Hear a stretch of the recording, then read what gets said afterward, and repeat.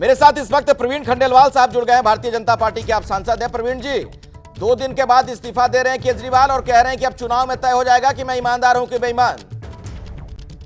अरविंद केजरीवाल ने रंग बदलने में गिरगिट को भी पीछे कर दिया।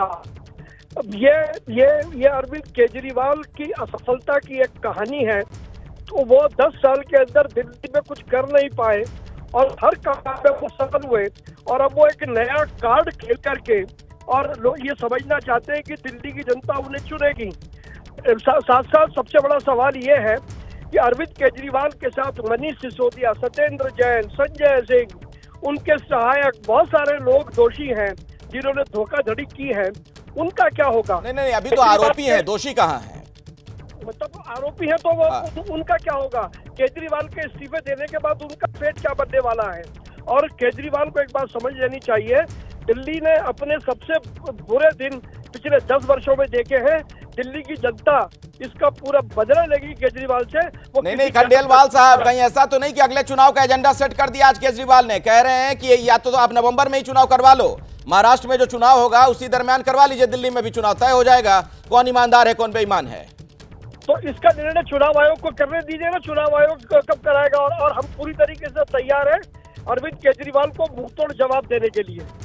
ये जो कदम उन्होंने उठाया है, आपको लगता है क्या हो सकता है इसके पीछे? कुछ तो स्ट्रेटजी होगी। आप लोग बार बार उनको बेईमान कह रहे थे, वो खुद को कट्टर ईमानदार कहते हैं। अब कह रहे हैं कि जनता को तय करने दीजिए कि मैं ईमानदार हूं कि बेईमान हूं, मैं पद पर तभी बैठूंगा जब मुझे जनता दोबारा चुनेगी। क्योंकि अरविंद केजरीवाल की ईमानदारी के ढोंग को पूरी दिल्ली ने देखा, पूरे देश ने देखा, लिहाजा अरविंद केजरीवाल के पास इसके बाद कोई विकल्प नहीं है। कोर्ट ने जिस तरीके से उनको बेल दी, लेकिन साथ में मुख्यमंत्री के रूप में काम न करने की शर्त लगा दी, उससे साफ जाहिर होता है कि अरविंद केजरीवाल की प्रवृत्ति क्या है। और इसीलिए वो ड्रामा किंग है और एक नया पॉलिटिकल ड्रामा वो खेल रहे हैं। अच्छा, आपको लग रहा है कि ये ड्रामा कर रहे हैं, ड्रामा किंग है? चलिए, बहुत बहुत शुक्रिया हमारे साथ जुड़ने के लिए। प्रवीण खंडेलवाल, भारतीय जनता पार्टी के सांसद, उन्हें आपने सुना। और मेरे साथ वरिष्ठ पत्रकार अभय दुबे भी जुड़ रहे हैं, उनके पास हम आपको लिए चलेंगे। लेकिन पहले बीजेपी के जो रिएक्शंस आ रहे हैं, प्रतिक्रियाएं आ रही हैं, सुनवाते हैं। बच्चों की शिक्षा के साथ खिलवाड़ किया, मोहल्ला क्लिनिक के नाम पे झूठ फैलाया।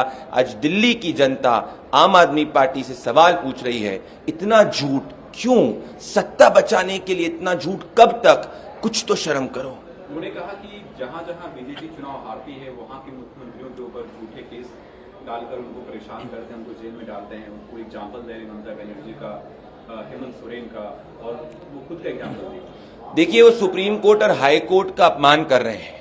इन सभी केसेस के अंदर हाई कोर्ट और सुप्रीम कोर्ट ने अपनी सुनवाई करी है। ये कहकर अरविंद केजरीवाल जी दर्शा रहे हैं कि कैसे वो इस देश की न्यायपालिका का अपमान कर रहे हैं।